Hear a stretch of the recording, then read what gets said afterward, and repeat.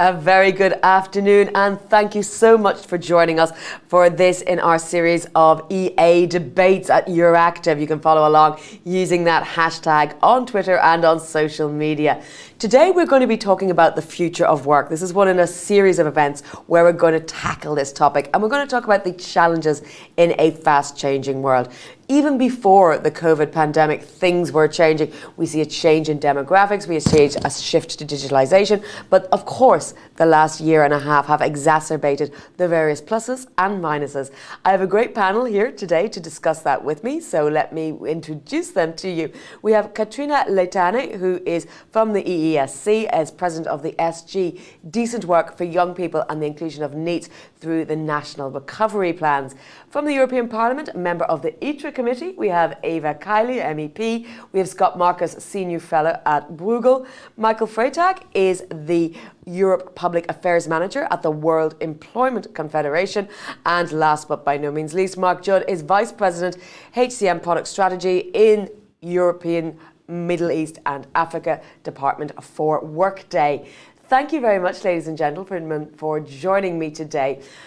It is a changing world. It is a globally changing world, but we're going to try and focus on what the issues are, particularly in the EU today. So, Katrina, let me start with you. Set out your stall. Tell us what you're working on and why it's important. Okay, so first of all, good afternoon, everybody, and let me thank you for inviting me to this conference. It's really my pleasure to be here today. So I'm a member of the European Economic and Social Committee working on the opinion on NEET youngsters who are not in education and not in unemployment. And my background is youth sector, so my contributions today will be more from this perspective. Scott, let me jump straight to you. Tell us a bit about what you're following, what you think is of interest at the moment. I'm afraid, I think you're on mute. Oh dear, sorry, I'm on mute is something that we all know very well after this year of COVID. Good, so I think what you said was exactly right though. What we're seeing today is an intensification of a lot of trends that were already visible for a long time. The tendency toward flexibility of work, flexibility of work hours, flexibility of the mode of employment, that's something that's already visible in the literature going back to the 1980s. A shift towards self-employment, a shift toward gig work, including things like Uber drivers, that was already visible before the pandemic. It's changed a bit, but it's there. One thing that's been particularly noteworthy, though, is the shift to remote work. Now, remote work was always there, but it was growing relatively slowly. And again, some professions are much more suitable for it than others. There were people like farmers and people who work in fisheries, miners.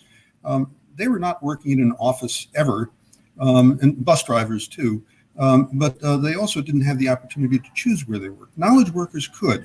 And what we saw was a slow growth, mainly in people in the higher quantiles of income, mainly for people with higher skill levels.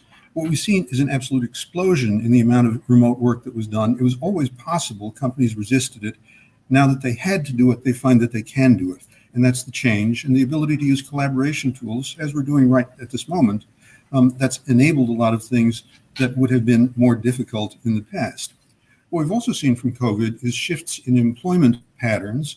The impact has been greater on hours worked than it has on the number of people employed, largely due to programs like the German Kurzarbeitergeld, short-term payments to keep people employed, nominally employed even at a lower rate, which were tested in 2008, 2009, proved themselves, were quickly redeployed here, have been very positive. But the impact on hours worked has been very different in different sectors. If you look at restaurants, if you look at hotels, if you look at air transport, clearly enormous impacts. If you look at manufacturing and some other fields, not so much. Things are working in some of those sectors almost normally.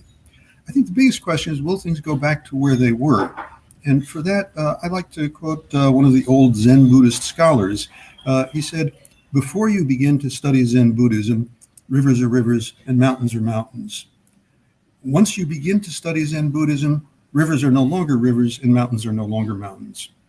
But after mastering Zen Buddhism, after achieving enlightenment, then once again, rivers are rivers and mountains are mountains. So what I think we're already perceiving is a return to some form of normalcy, but it'll be different than the normalcy that we left. And with that, back to you. Thank you, Scott. That's a philosophical way to start us off. Michael, give me your thoughts, your opening comments on framing this discussion, because we will get into the nitty-gritty. Yeah, thank you very much for inviting us. The voice of Europe is the voice of the employment industry, so our members do temporary agents work, career management, and other HR services. We have 30 federations throughout Europe and 50 worldwide. What we have seen is an increasing diversity of forms of work. Impact of digitalisation was mentioned, platform work, but also new skills needs and needs to reform social protection schemes across Europe and in the member states. What we see as a key solution to drive these changes is social innovation, meaning developing new solutions for working, learning, and social protection, and our industry is actually at the heart of doing so. COVID-19 of the last year and a half has certainly accelerated and strengthened these trends, but it has not really changed or shifted the world of work fundamentally.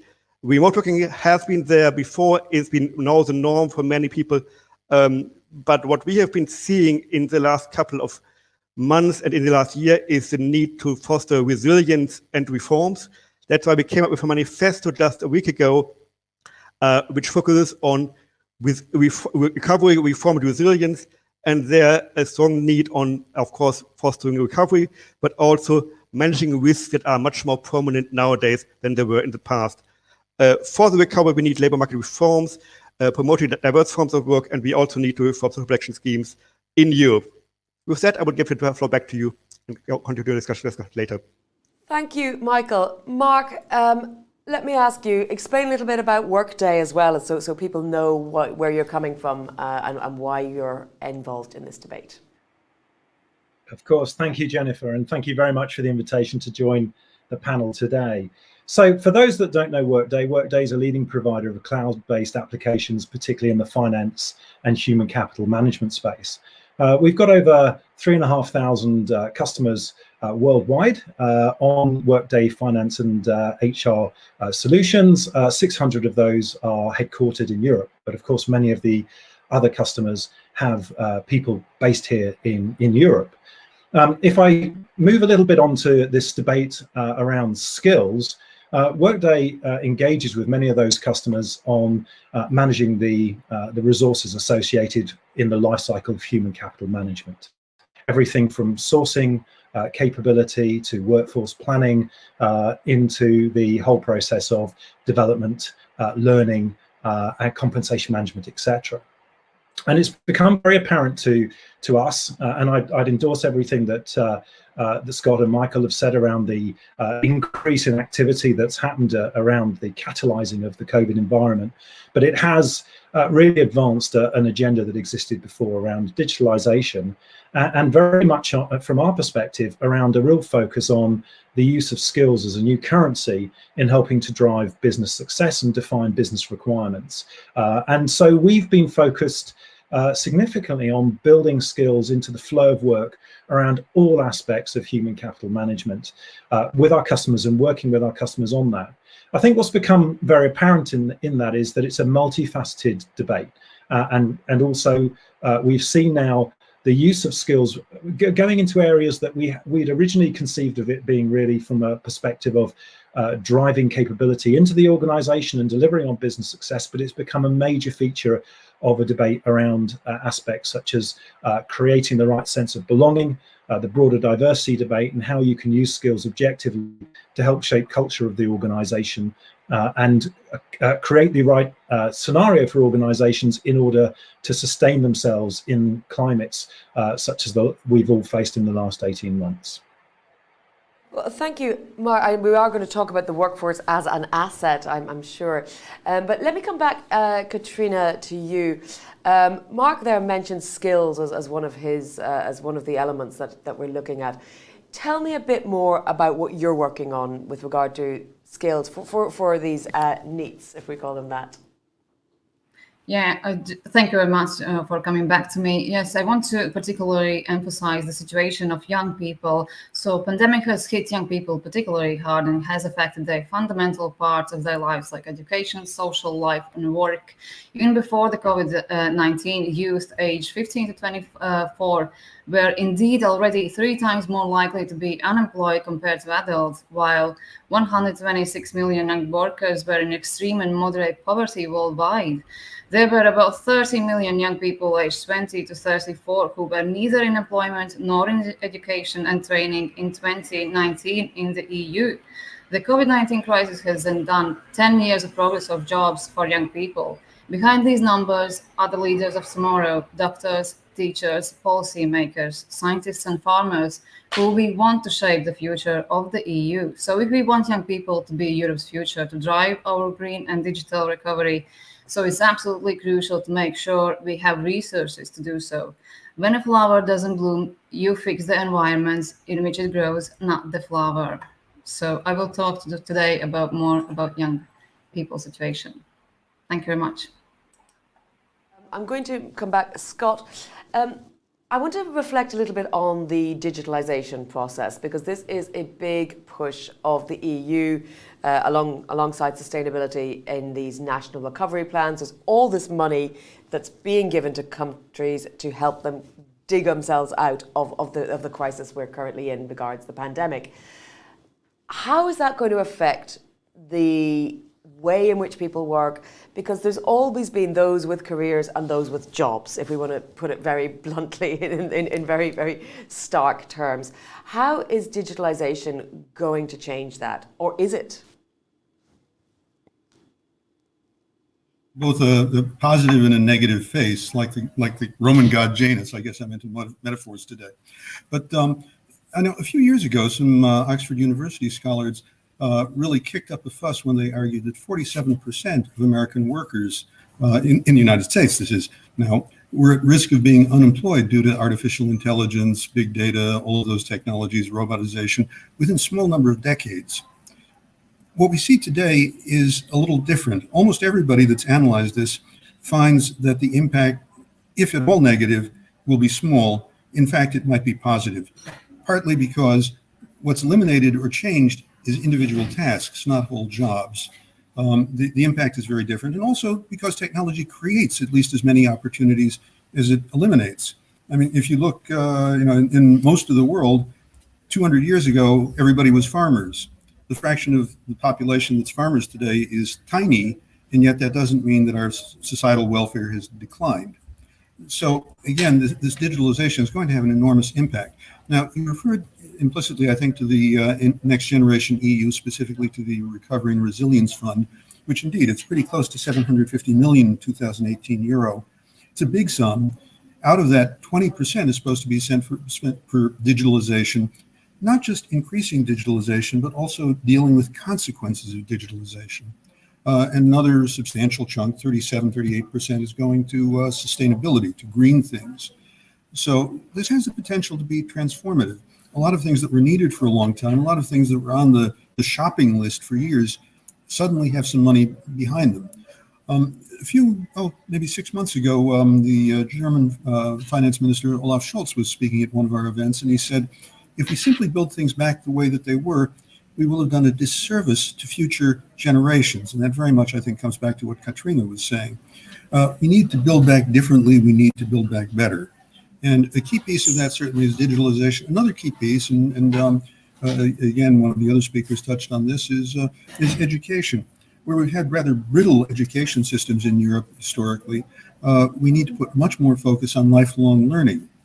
Katrina was absolutely right to say youth unemployment is far higher than unemployment in general. One Eurofound study found something like 17% of people who had been employed before the pandemic, of young people who had been employed before the pandemic, are now unemployed, compared to 10% over the general population. So they've taken an especially big hit. But essentially, training and retraining is going to be necessary for everybody. Coming back to these results that I mentioned at the outset, how will artificial intelligence change things? Well, again, it won't, on balance, probably eliminate jobs. On balance, quite likely it will increase them. But all jobs will change. Nearly every job will change hugely. And this implies that people have to keep re-educating themselves and have to keep being re-educated by social tools.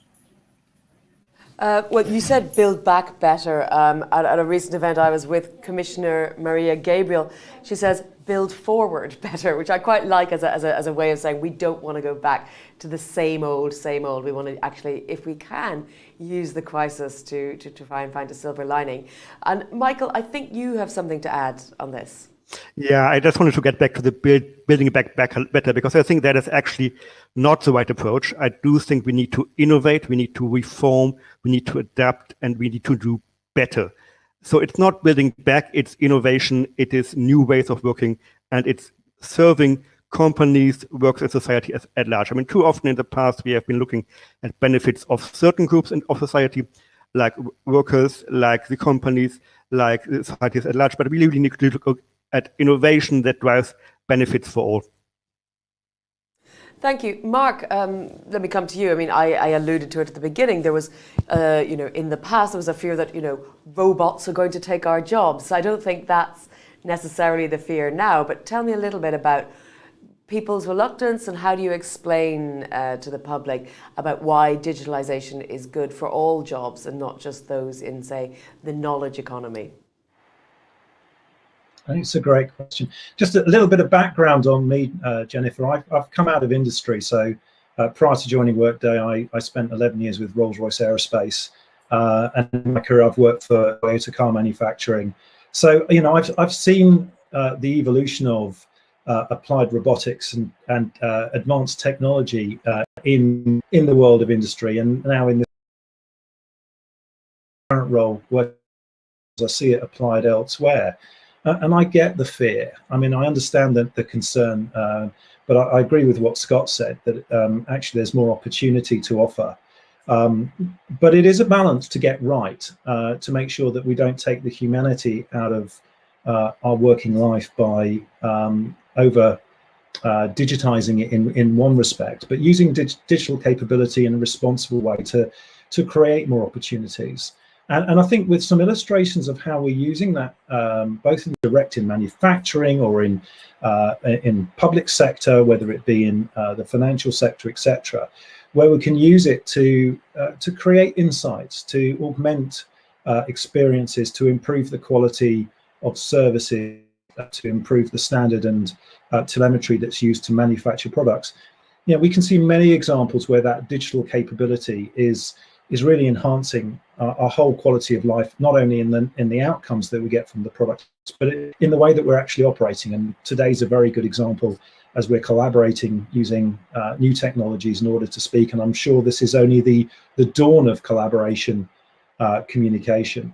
But it is a double-edged sword, and we need to be very responsible in the application of digital, and also respectful for people's concerns and issues surrounding it, to make sure that we use it responsibly and not irresponsibly and perpetuate a concern. And that's key. And companies like us at Workday, we have to be very mindful of that agenda when we work with our customers to look at the use of employee data, for example, and make sure that we're using things in a way that really supports and promotes the right underlying ethos. And that's why we do things like, for example, look at algorithms that really assist and support more objective selection in recruitment, or why we're using some of our new employee sentiment capability to help employees engage in a safe and secure way, and really surface some underlying perspectives from employees that otherwise would remain hidden. So my view is that it's just can't be easily binary. We can't really see it in one respect or another as good or bad. It's like any tool, sophisticated as it is, it's good when you use it in the right way. You're almost citing Kranzberg's first law there. Technology is neither good nor bad, nor is it neutral. But what I want to tease out a little bit there is the difference, if you like, between technology in terms of, as you mentioned, robotics, innovative technologies and advances in doing things, and data, because I think we often conflate digitalization with just simply the access to more data.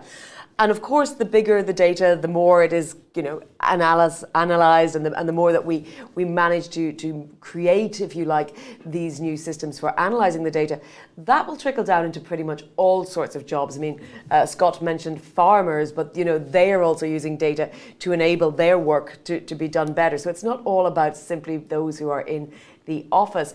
So Mark, and then I want to come on to Michael, I would like to hear your thoughts on where do you think the next frontier of data is in terms of work? So I think there's, it is an entire ecosystem of data management to many respects. So first of all, you have to get the processes working in an effective way in order to yield the data. And certainly in industry and in other sectors as well, the challenge has been that we've been driving that data source from multiple technologies, and yielding a very clean and clear oversight has been highly problematic. So I think we've seen a very significant shift with products like Workday, where we've moved things to a more cohesive and integrated solution that's starting to actually surface and yield data. And that's the first step of evolution. That's by no means the end of it.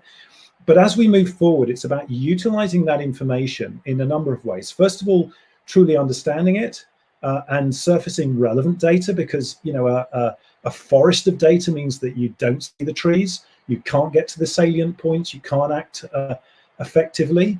So having artificial intelligence to augment, using algorithms to surface relevant statistical information that assists businesses in taking action, whether it be around employee sentiment, belonging diversity, or performance information, or manufacturing data. That's the second kind of step. And then I think as we move forward, we think it's about making predictive capability. So looking at information, benchmarking the data against expected and understood outcomes, and then using that to recommend and suggest ideas, innovations, interventions, etc., that can drive success. And if I think about our employee sentiment solution, one of the things that we have the ability to do now, using a very large array of information, is to suggest to companies that if they take certain actions and invest in certain ways, whether it be time, whether it be in compensation, whether it be in education, they can expect to see these kind of positive outcomes from an employee sentiment perspective. And that again is using artificial intelligence in order to assist human cognitive powers in driving that. And that predictive capability, making those assessments as to what is likely to happen from actions that derive from the data, is really the nirvana. That's where we are, we're at the very earliest dawns of that from a people management perspective. That is the direction that many organizations will truly benefit from. And I think that's probably our North Star for the future. Thank you. Scott, I think you had something to add regarding this in terms of data, but public sector data. Indeed, I did. Thank you. I was actually taking a number of points. Many people think of Europe as being rather hostile to the use of data, especially when we think of personal data in the General Data Protection Regulation, the GDPR. There's actually multiple threads in European policy. There's also been a very conscious effort to open up data as much as possible, especially non-personal data and especially public sector data. There have been a couple of efforts from the European lawmakers, the institutions already, to require public institutions to make their data public, to provide real-time application programming interfaces to enable access to the data. So generally to broaden things. And currently we've got a new law proposed as of December that would be a Data Governance Act that seeks to further broaden that, to increase access to data that doesn't raise privacy concerns, or to try to deal with public data to the extent that it does raise privacy concerns. So again, there's really a big thrust on this. There's also, however, one particular risk that I wanted to touch on, which has to do with cross-border movement of data. Many of you will have heard of two important decisions of the Court of Justice of the European Union, Schrems I and Schrems II, that have the effect of limiting or potentially limiting cross-border transfers, initially to the United States, but potentially also to the United Kingdom. The UK effectively has an adequacy decision as of a couple of days ago. Whether it would stand up to a serious court challenge, I think is dubious. And essentially, these cross-border transfers are important in terms of welfare. Often we think of them as benefiting mainly U.S. companies, And there's certainly a lot of truth to that, but Europeans benefit from the services that those companies provide. So we're going to need, I think, better solutions than the current laws give us in terms of how to, on the one hand, provide excellent protection to consumer privacy, and yet on the other hand, enable the transfers that are actually needed in their own way to benefit consumers also to happen. Thank you. Thank you, Scott. I could go down a rabbit hole and talk about data protection all day, but I'm going to move on to a slightly different angle when we're talking about the future of work. And what I would like to examine is a little bit where it dovetails with the future of education. And Katrina, I think this is something you're working on in terms of, if you like, lifelong learning or third degree learning. So tell me a bit more about where you see education fitting into the economy of work. Thank you. First of all, I want to mention two numbers which I think are really important to go further with this discussion. Is by 2030, up to 20 million jobs could be created worldwide due to the green transition of industries.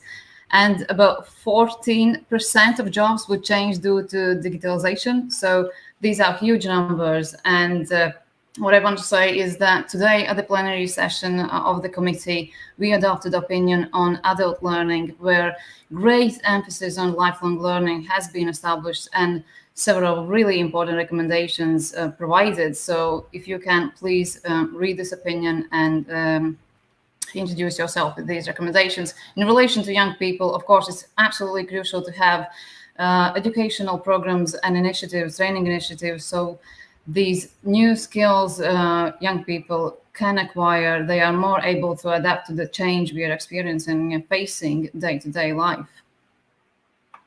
Katrina, thank you for raising those. Michael, your perspective, please, on skills, as obviously it's formation of education is to deliver those skills. Yeah, thank you very much. First of all, looking at our industry, at our members, most of the people working via temporary agency work, via employment service, are young people. Those are 20, 25. They are having their first job in the real economy, and often they are still in the process of learning.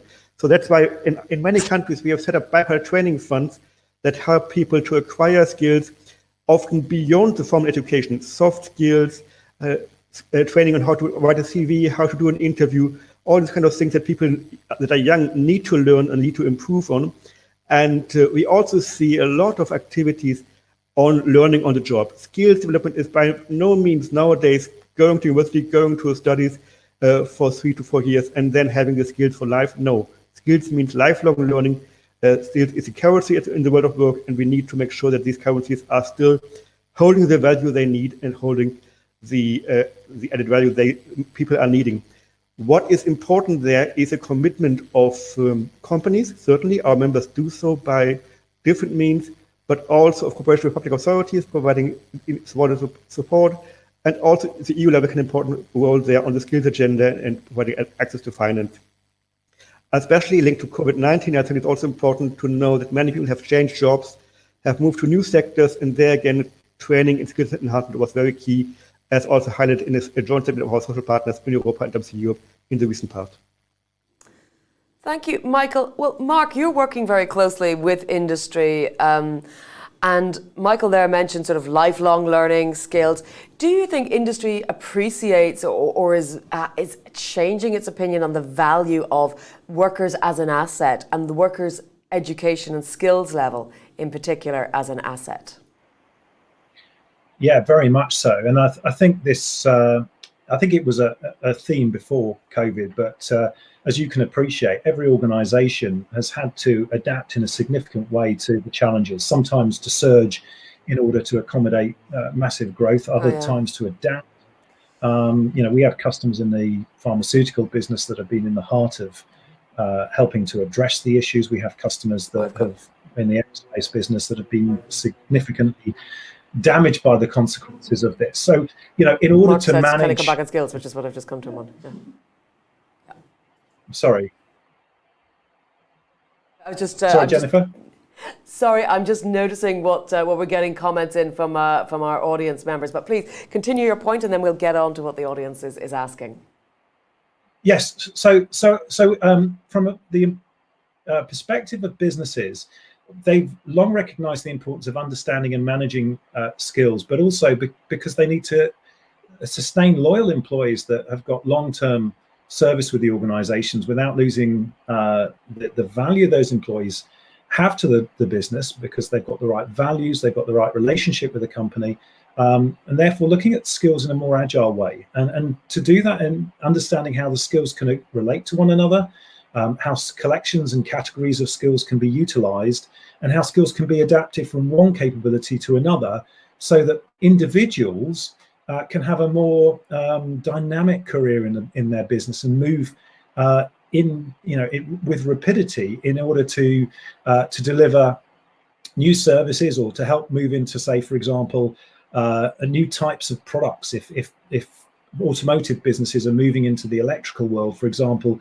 they don't want to necessarily have to go out and recruit an entirely new workforce in order to branch out into the electrical car manufacturer, electrical engine manufacturer. So skills, it's not just binary, do you have them or don't you, but how easy is it to change skills in your employee population so that you can maintain your people, and use skills as the mechanism of change, not changing your individual employees when your business strategy needs to adapt.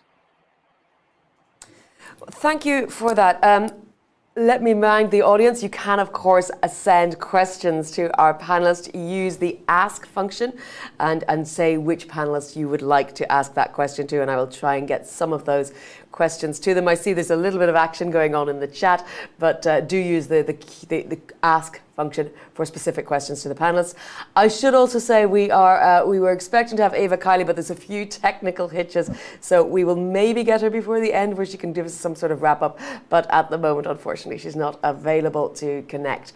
Scott, let me come to you. I know you have a lot of thoughts on the points that Mark was just making. And you're on mute. The catchphrase of the last 2 years, you're on mute. Indeed. Sorry. I'm calling from a lounge in a train station, and so I'm muting when I'm not speaking. So some of us have to be a little flexible to do these things. Good. I wanted to, first off, very much endorse the comments that Mark was making, but also add something. What the statistics tell us is that in terms of lifelong learning, most of the lifelong learning is going to people who already have high skills. And in fact, a lot of the literature tells us that companies tend to put a lot of their benefits towards those who have firm-specific skills anyway. So, but there's a risk actually that this effectively increases polarization within the workforce, and that it further disadvantages those who already have lower skills, who may be the ones that are most at risk of being thrown out of work. So this, I think, is something that we have to look at. Essentially, how do we make training available to a wider slice of the workforce, not simply to those that the companies are most intent on retaining? Thanks. Thank you. Well, Katrina, I think perhaps you will probably have an interesting take on that, because obviously you're focused on young people, but do you see any reflections of what Scott is saying there, that lifelong learning tends to favour those who are already skilled?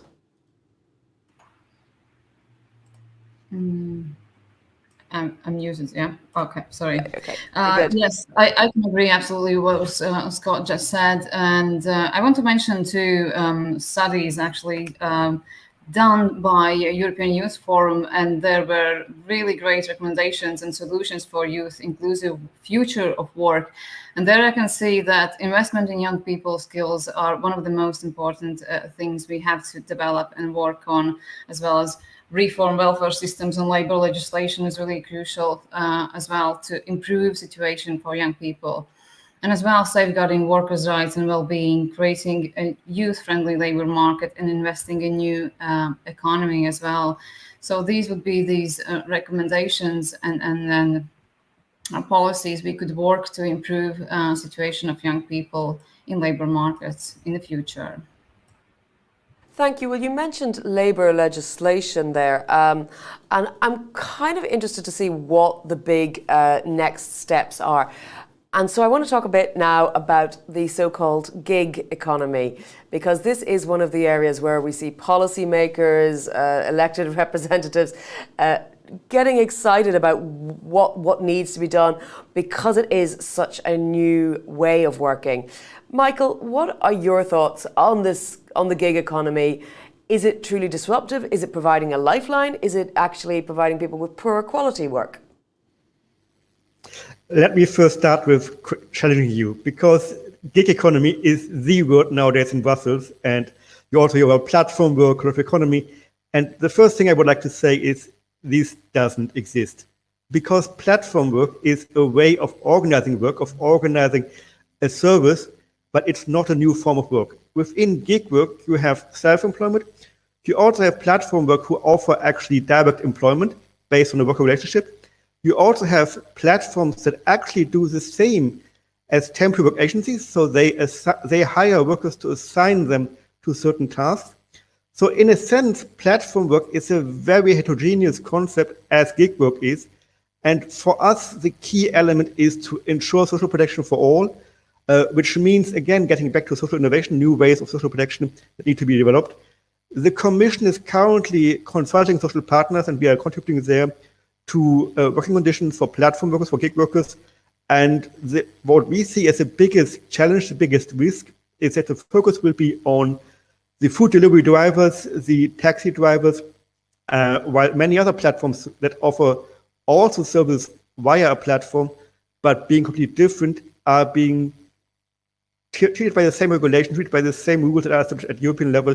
And we also feel there's much more room for self-regulation than for coming up with one solution that matches and aims to match all different forms of platform work. Scott, Michael says the gig economy doesn't exist. Does it or does it not, in your view? Well, I would say it exists, but in fact, my views are quite close to what Michael's views are. I would say there's been a great deal of fuss about gig workers, especially, are they really self-employed contractors? Are they employees? Very much in line with what Michael said, I think it shouldn't matter. Basically, the self-employed have been around for a long time. Self-employed, let's say self-employed who don't have their own employees, they also have social protection needs. And those are generally not very well accommodated within the social protection schemes of the various EU member states. So essentially, if there were better social protection for self-employed persons who need it, and also for non-traditional employees, people who maybe have an employer but not a traditional full-time job, if there were better protection for those, then most of these issues would really go away, or it certainly would become much less prominent. So that's what I see as the real message. Now, the EU actually has been sensitive to this. There was an EU Pillar of Social Rights. There was a Council resolution, a recommendation, trying to deal with non-traditional employees and the self-employed. But it doesn't do much yet. And the fundamental reason is that these social protection systems are normally primarily at member state level. The European institutions can do some coordination, especially, by the way, in terms of portability of rights. Let's say you've done some work in one member state, some work in another, trying to make sure that the benefits are somehow portable. What we need today also is portability across different modes of work. If you're an Uber driver part of the day and a taxi driver employee for part of the day, how do you tot those up together when it comes to your pension? So these are the kind of reforms that are really needed. And to me, they're more fundamentally tied to issues of self-employment than they are specifically to gig employment. So in that sense, I'm largely on the same page as Michael. Thank you. Thank you, Scott. Mark, I would like to get your perspective on this, as I say, just as a shorthand for calling it the gig economy. But in reality, it's this ways of platform organization of work is adding flexibility for employers. Is that also what you see in terms of employees feeling that this is how they want to work? I think that there's a full spectrum to this, and clearly many employees will be entering this form of market through necessity in order to seek employment. The traditional forms of employment that many organisations offer are still there, but we're seeing a much wider spectrum.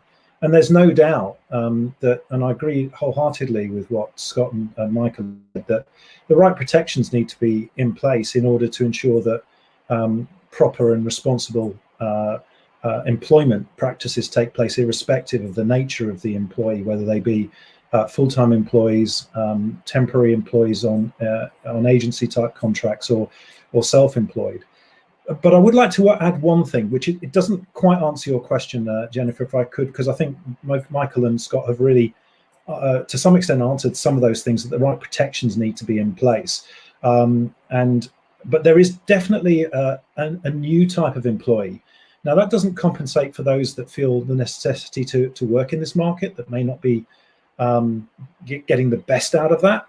But there is definitely an employee that wants more flexibility as well. So I'd see that as, another facet in this conversation, where employees are actually looking to be more agile in employment, where they actually operate on a more kind of crowdsourced basis. And we see many organizations and industries, businesses now springing up where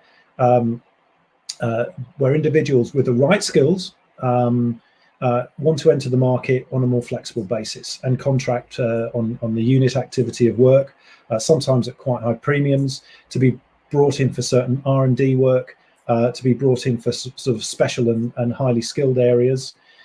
We see that. I'm not necessarily saying that's qualitatively good or bad, but we definitely see that being an aspiration for many businesses to tap into that kind of market.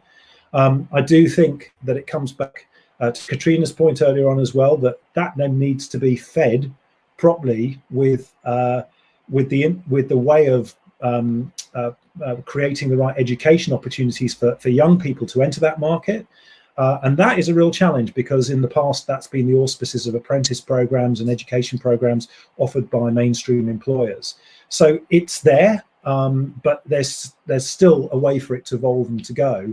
And I think there is quite a great deal more of thought that needs to go into how we sort of replenish and encourage that, if that's going to be a growing market. And we definitely see a lot more people going into that way of working. Michael, I think you wanted to add to this question about protections. And you're on mute. We've got you. It's good. Thank you. Yeah.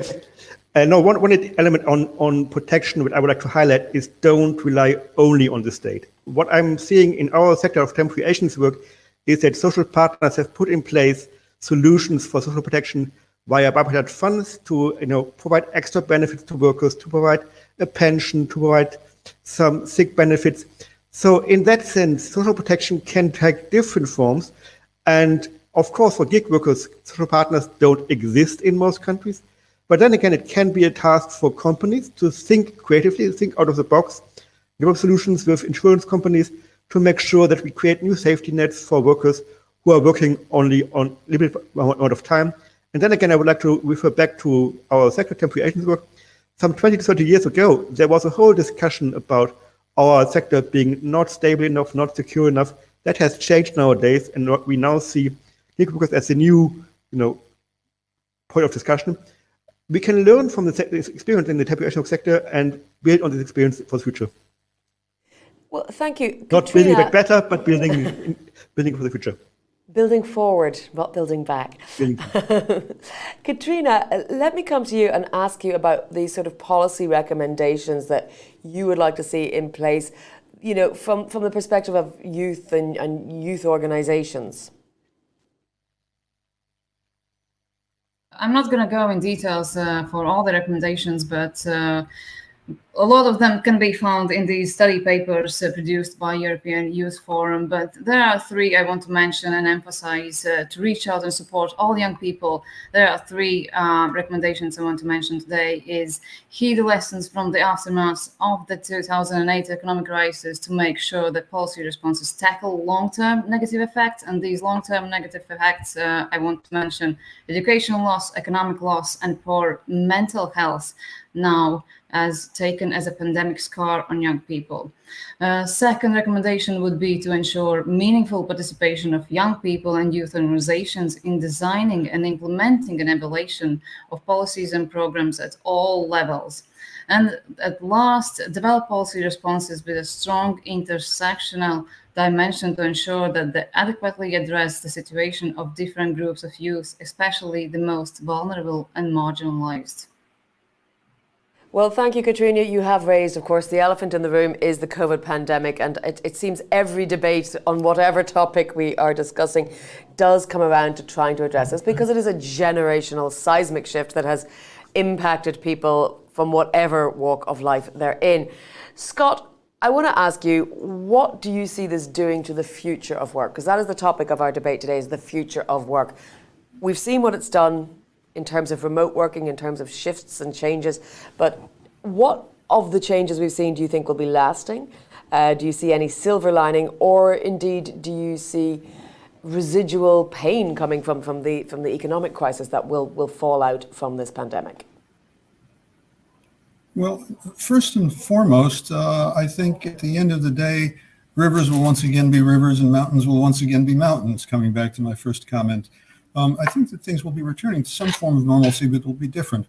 Now, I'd mentioned before, there are good survey results. Eurofound did some very extensive survey work in April and July of last year, and most recently now in February, March this year.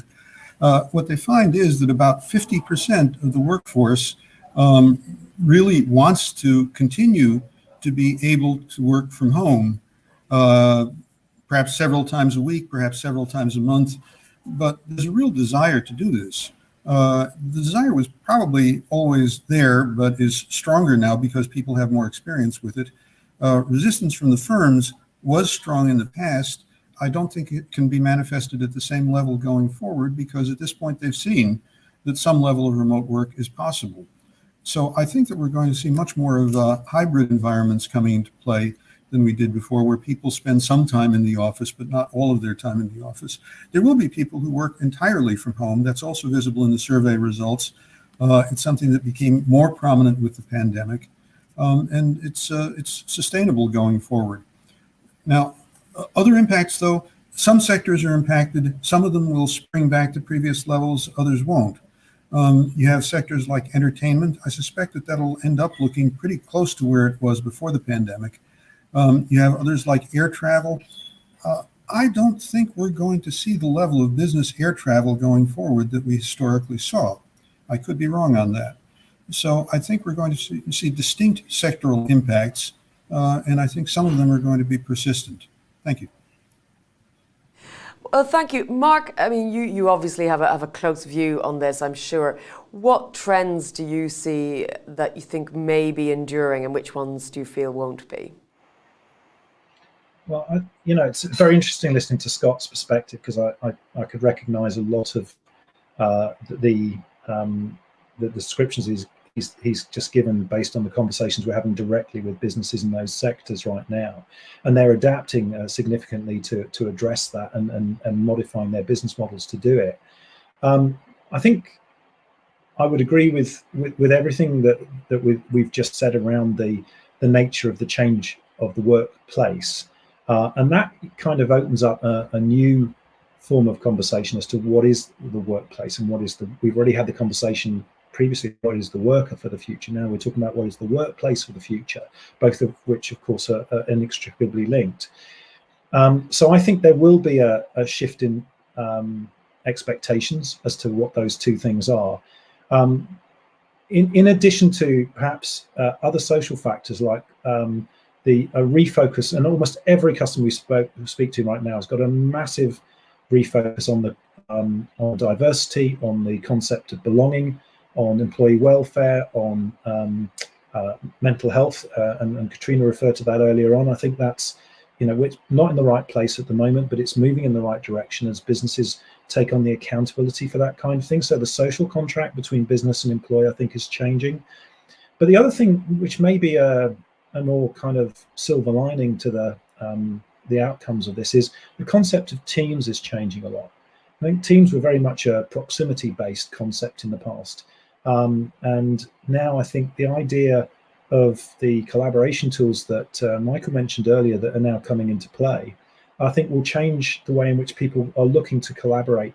And my expectation is that what we're seeing in terms of things like Zoom, Teams, and other forms of collaboration tools are going to continue to innovate quite significantly, so that we'll get a better blend of what takes place in a physical workspace And that will change as well as people look at more collaborative environments in the workspace as opposed to perhaps box-like offices or open plan cubicles.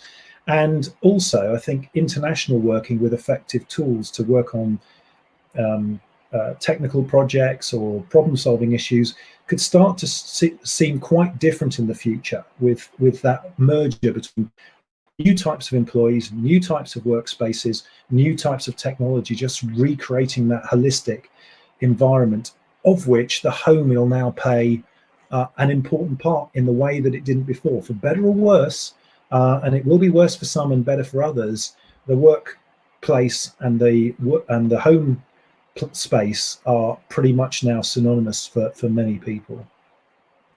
Absolutely, and we're all, of course, working from different places, and we're also very familiar with the gremlins and the technological hitches that somehow prevent us, because we do have Eva Kiley, the MEP. She has been trying to connect, and Eva, it's Jennifer here. I hope you can hear me, but I think we've got you on the line, and I thank you so much for joining us.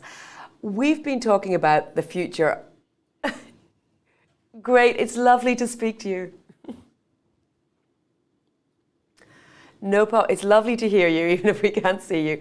We've been talking about the future of work, the pressures put on us by the COVID pandemic, remote working, the gig economy, and what we think will change in the digital revolution. Tell me a bit about what you're working on as a policymaker in this area. Yes, so I'm sorry that I haven't heard much of what you have discussed, so I hope I will not repeat points that you've already made. But of course, I believe we all realize how this pandemic has accelerated the use of new tools in the future of work, and we have also realized not only that we will change the way we used to understand what work means, and in terms of several different factors, proximity, as it was just mentioned, but also quality of work, and if you need to have a more flexible schedule, but at the same time to protect what we have achieved, to protect the rights of workers offline, to translate it online. The same time, besides the nature of everything that is changing in this teleworking environment, we also see that we have new jobs being created, new future jobs.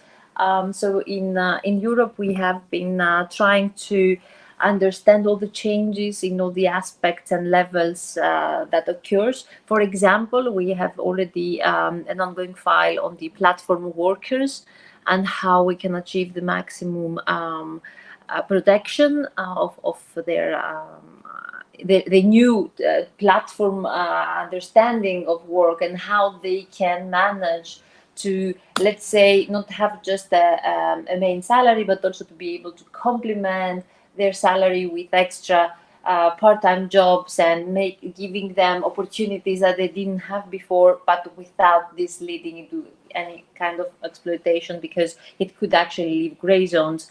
And also we discuss even about the new rights that we should have, not just to translate, but also to understand that these new forms, they require also a new way of thinking. I remember 2018, I was calling for the right to switch off. Now we have already introduced and called the Commission to come up with a legislation for the right to disconnect.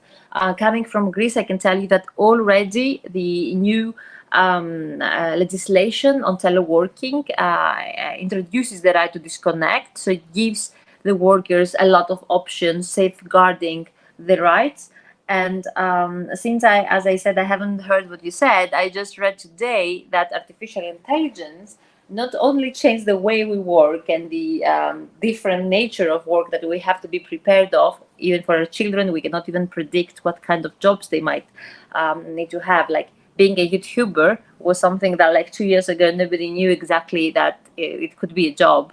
And if your daughter or your son wanted to be one, you didn't know exactly how to guide them or support them or give them the necessary digital skills. So I saw an application that detects the attention of the politicians at the parliament during discussions at the plenary.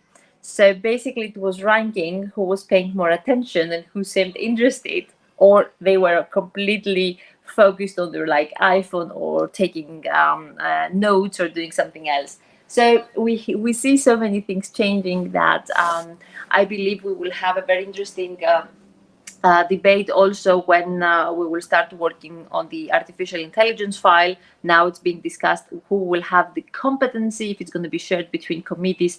It also makes sense, to have a debate like that, because it changes everything horizontally. And we have to make sure that we will be able to understand all these aspects and to be able to see how this transformation will happen. So I think these are the main issues. We have the platform workers, we have the right to disconnect, which is essential, and the employment committee mainly. And now we have the AI coming. And in a couple of months, we will have also the working program of what's happening in 2022 in terms of AI, if there will be more things that we will have to address with legislation. And of course, Data Act, which is the core, the fuel of the algorithms. What kind of metrics can be included, what kind of data sets can be shared in the industry.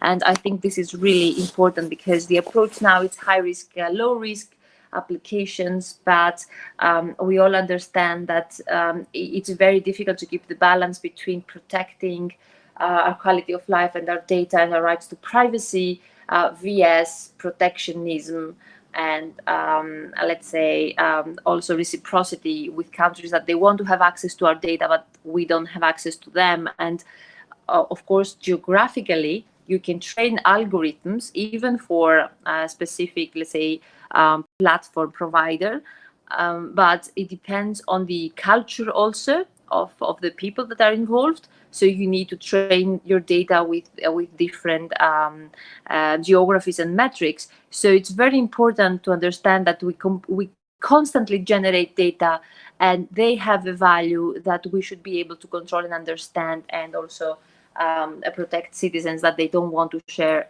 their part of sensitive data, and also balance this with the right to privacy and freedom of choice. I believe you have mentioned the challenges of the productivity measurement, so using AI systems to measure how somebody could increase their productivity in work, how they can improve, which immediately alerts us to see that workers might need to constantly accelerate and try harder and harder, since the scoring in the platforms is not forbidden. What we forbid in this AI file, at least now in the beginning, it's the social scoring. So a government cannot exclude you from public services, or they cannot score citizens, but it is allowed to be used in the business models that exist. So we have to be very careful at what level these tools will be used and how we can avoid exclusion and, of course, discrimination. Eva, you've covered an absolute plethora of things in your statement there. I have to say, as a journalist, I'm particularly intrigued by the idea that we can measure how attentive our politicians are being when they're sitting in plenary.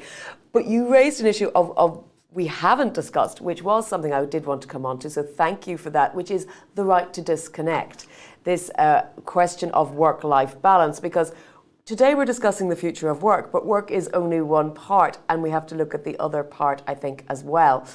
Michael, let me ask you what you think about, as Eva was mentioning there, this right to disconnect. We see a law in France. We were going to hear about it more, as she says, at EU level.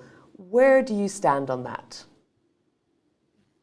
Well, first of all, let me get back to the idea of what does work mean in this pandemic, post-pandemic context. And I think for many workers, especially in the service industries, work is no longer a place to go, but a task to perform. What does it mean for working time and the right to disconnect? Well, certainly the boundaries between working life and private life are blurring, are becoming much more fluent. And what is then important is to strike the right balance to make sure that people have indeed the right to disconnect, but not in a strict, legal sense, but in a sense of getting the balance right. And there I think it's less about an EU directive, an EU instrument setting the rules, but much more looking at different industries, different sectors to find solutions via social dialogue, via social partnership. And this is actually happening in our industry as well, in temporary agents work, where social partners are able to address it, discuss it, and find solutions. And also, at EU level, cross-industry level, between Business Europe, ETUC, there has been an agreement on which covers the issues. So indeed, I think social partners are right placed to address it. Thank you. Scott, let me bring you in. I saw you nodding along as a lot of what Eva was saying. But let's question this right to disconnect, if this is what we consider a new frontier in work. I think that it's emblematic, really, of where things are going. With the shift to remote work, it means that people are taking much more work home, and the ability to separate work from life becomes harder. I happen to have been raised in the United States. The boundary there is less distinct than in Europe anyway, but I think it's a crucial issue. And I think we also need to keep in mind that with this shift to work from home, it has different impacts on people based on gender and life position. There was some very interesting survey work done by Eurofound that found that people who said that they couldn't manage tasks in the evening after working a full day, well, first was not surprisingly different for people who work at an office versus people who work from home now. But second, had a hugely different effect on females, and particularly severe on females that had young children at home. So again, I think that trying to get this work-life balance thing right in a world where remote work becomes more prevalent, I think it is going to be a key emerging issue that we have to look to. This is a change, largely as a result of the increasing focus on remote work. And I think that the implications for mental health and for many other social aspects are important. Well, thank you. Well, since Scott has raised this issue, I'm going to come now to Mark and Katrina. Talk to me a little bit about gender balance in the future of work, and what we see are there particular problems for women, are there particular other discriminatory issues that we need to think about that are different or new, if you like, post-pandemic? Mark, to you first. So I think there are a few things. I think one is that we are working with many of our customers now on the broader discussion on belonging and the sense of equitable relationships, which affects gender, sexual preference, ethnicity, etc. And I know you've asked me specifically about the future of women, but I think the underlying principles of understanding what's important to every individual is really key. And getting that understanding needs to bring together a number of bits of real data in order to drive the right interventions and take the right actions at all stages. And part of that is looking at multiple sources of information. So, for example, right now we're looking at one of our solutions brings together the vocational position of a particular person along with other aspects like ethnicity and gender, so that we can look at intersectional data and do a heat map, for example, for female German engineers that are working under the age of 24, and what does it mean for them in a particular industry? Because that probably gives us a great deal of insight what it means for that particular cadre that are working in that part of the business, that are in a specific vocational group, and how they feel, and the true sense of how they feel. And we're merging that with the data that we get from our sentiment survey that gives us a very strong indication about the sense of inclusion. So I think there's a lot more that we need to do to get underneath the skin, because clearly there's still a very significant imbalance. But it's not just the outcomes are clearly very important, but we have to get up the chain of activity much earlier in order to do something really effective. We can't just wait for the outcomes and then react to those. We have to do things at the earliest education level, look at the right progression opportunities, but also the right encouragement and the right values that are being applied to make those decisions and select the right people for roles and responsibilities, etc. And the other thing I think is also eroding the way in which opportunities are fulfilled within organizations. So another thing that we're looking at is establishing a more open market talent marketplace, so that you can base the opportunity that somebody might participate in a program of activity or a new team or a community of interest based on the skills that they want to develop. And they would perhaps be people that might well be gender related, are reluctant to put their hand up because it doesn't feel so comfortable to join a certain group. Whereas this actually actively encourages the opportunity for those people to join and develop their skills and are reinforced to do that. And I think that's probably the direction that we're going. I think without specifically talking in answer to your question, Jennifer, about the position of women more broadly, but that of course prompts the right debates and discussions which are happening in many organizations now to how to address long-standing inequality actions that have permeated the organization, gone back many years. Well, Mark raises some really great points there. Katrina, where do you see these questions coming up with younger people?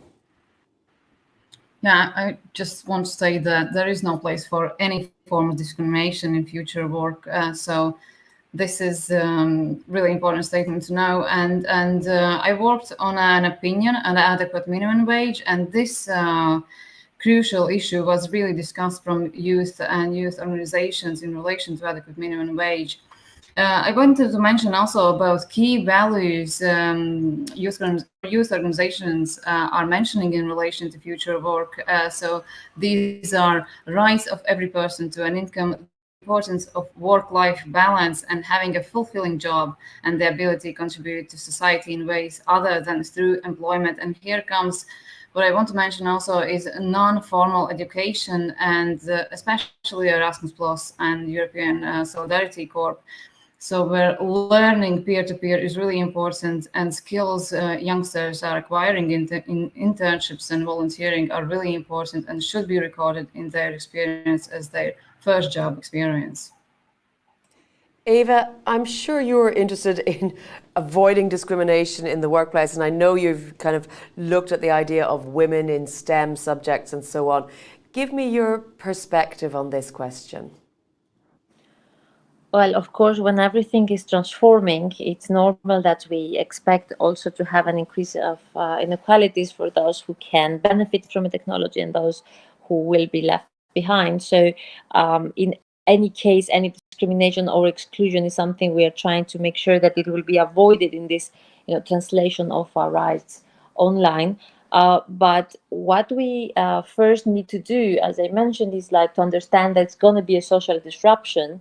And since we have actually decided that our vision is to have a human-centric and trusted AI, we have also to make sure that this is going to be our compass. And I have the feeling that when I was talking about like social protection, to extend it and to cover all these new aspects and the new challenges that occur, of course, I mean that this would have to go also for all the gender issues that they might happen. You know that there are already AI systems that have failed exactly because constantly they are biased from different metrics that since people are biased in any case, creating these algorithms, and the data we generate are the ones that train them. So we are trying to find ways to make sure that it's going to be a well-trained AI with high quality of data, and we will have to open this very interesting discussion on what kind of metrics should we rely on what should be allowed or not, to make sure that there will be no AI that would lead into any discrimination. And when I mentioned that there are platforms that they use AI to measure the performance or on the productivity of like workers, we all understand what this could mean. When you have an automated system that says, listen, if this person could actually do much better, but they don't, and they fail from the standards and the scoring that they do, this means they are automatically, dismissed. This creates like a new world of like challenges that we have to avoid. And I think in Europe that we have this like quality of life that we want to protect. We will manage to not have a controversial artificial intelligence. And the example I mentioned about politicians is not for anyone to feel that it's the governments that would like do surveillance for workers. It's also for the politicians that they have to deal with all these AI systems to understand it and decide what kind of new rights should be introduced.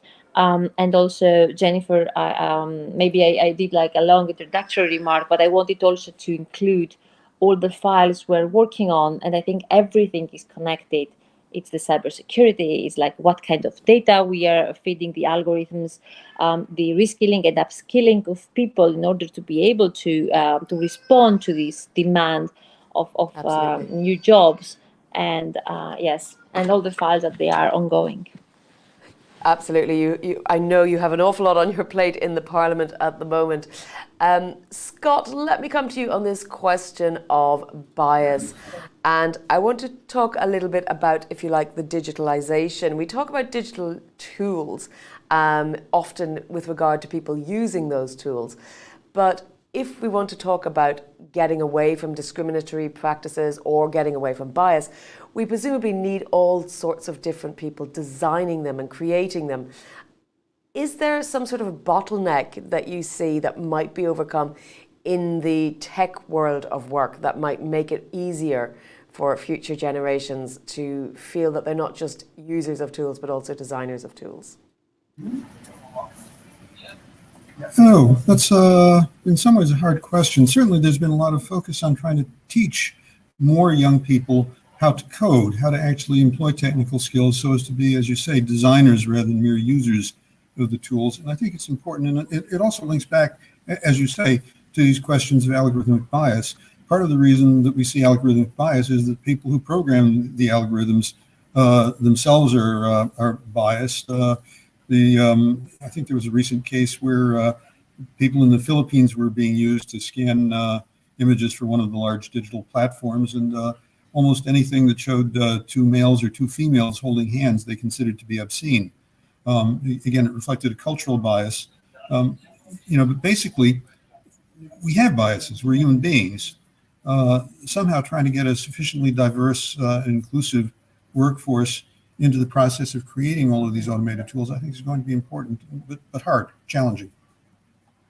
Well, thank you, Scott. I've kind of prodded you into setting me up for a round of closing remarks since we are just kind of wrapping up. So, Michael, Scott mentioned it, that we're talking about the future of work, and obviously we've focused very much on digitalisation. We've also talked about skills, and Scott has introduced the idea of culture. So, in your closing remarks, just rapidly, tell me where you think the nexus or the balance lies and what you predict.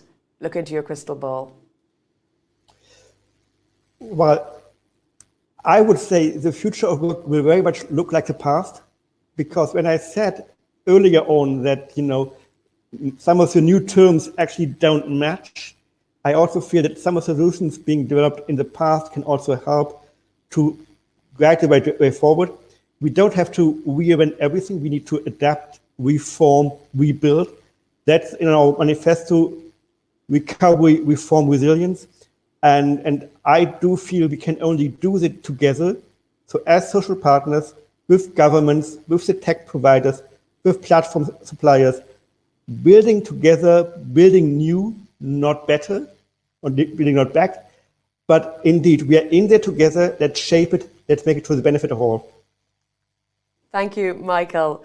Katrina, your closing thoughts. We've covered a lot of ground in the last hour and a bit. I started with the quote, and I think I will finish with the quote.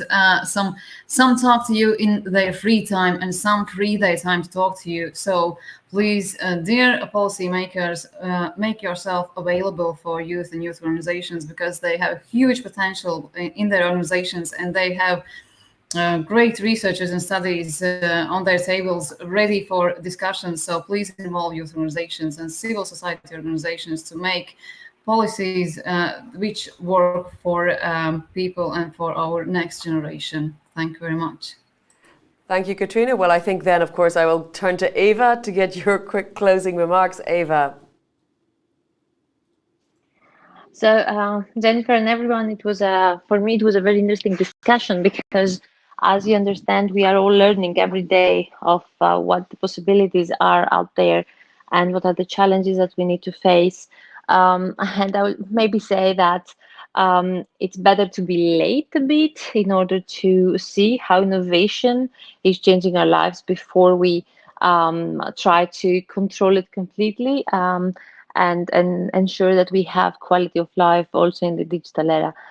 So this is what we're trying to do. So please, reach out, because we have ongoing files around everything that has been discussed today. And in the end, as you all said, work-life balance is what we need to achieve, but also under the standards that we have, the common understanding in Europe and countries that we can have a democratic alliance with, because AI cannot be stopped by borders. And I think that we need to be able to understand who with we can cooperate and make sure that we will do that in time, and we will not be left behind, because it could be late in the end if we don't find who has the same standards with us and proceed in this direction, as we have very high risk AI applications, even around the teleworking and the future of work. So hopefully we will get it right, and I hope, Jennifer, we will manage next time to have like very positive examples of what we have succeeded. And thank you so much for your difficult task to keep it under control and to deal with like people not being able to connect in time. No problem, Eva. It's good to talk to you one way or the other. Scott, Scott from the train station, your closing remarks. We're seeing a real dedication from people across this panel. Indeed. Thank you very much for that.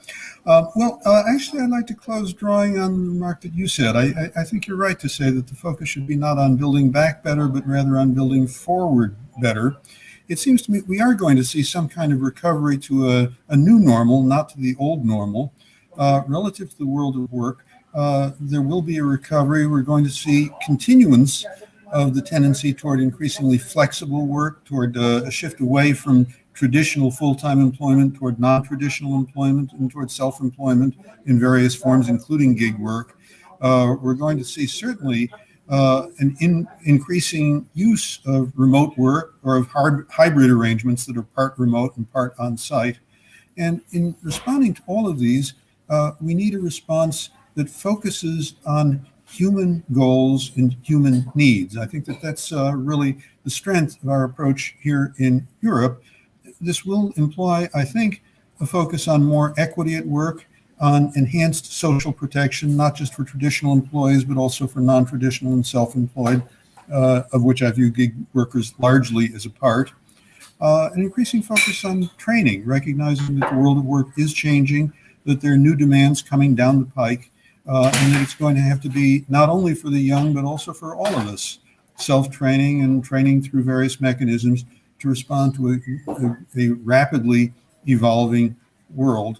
And I guess last but not least, what this implies is a need for flexibility, because I don't think any of us know exactly where all of this is going to end up, if it ends up at all. And with that, thank you very much. This has been a wonderful panel. Thank you so much for chairing and organizing it. Thank you, Scott. Mark, last word goes to you. Thank you, Jennifer, and thanks to all the other panel members. It's been a really vibrant and fascinating debate. Just a few thoughts, I think. One is we talk about the future, and we've been living history for the last 18 months in a way that we never envisaged. Everything from the workspace, the way we're looking at people, both socially and in the work environment, has radically changed. And I think that shift has created a great deal of questions about what more will happen as a post this COVID environment, because it won't end. We're really at a new beginning in many respects. There'll be many features and factors that we'll recognize and resonate from the history of work, but I think it will be a new climate, a new horizon for us going forward. And I agree with everything that all the panelists have said around the importance of focus. It's going to be technology and the frameworks around that. It's going to be a much more, hopefully, empathetic and understanding approach to people and the working space. And I'd just like to end on one point in support of Katrina, which is the future is really the youth, and they've been very disaffected by what's happened in the last 2 years. And I really hope that we can invest hugely in what truly is the future, which is the young people that are coming through that will shape the world that we'll have to live in the next 10 years. Thank you. Back to you, Jennifer. And thank you for your great stewardship and organisation today. Well, thank you. And thank you to all the panelists for making my work incredibly enjoyable today, because it was a really interesting conversation. I'm really delighted to have heard all of your comments and thoughts. Thank you also to the audience for tuning in. A couple of questions came in just as we're finishing, but I do think this is a conversation that we're starting. We could have kept talking all day, but it's not over. So please do use the hashtag EA Debates, tag Workday, tag the other panelists, and keep the conversation going online via social media. And stay tuned, because we have more live events coming up from Euractiv in the future. Thank you for your attention. Have a great day.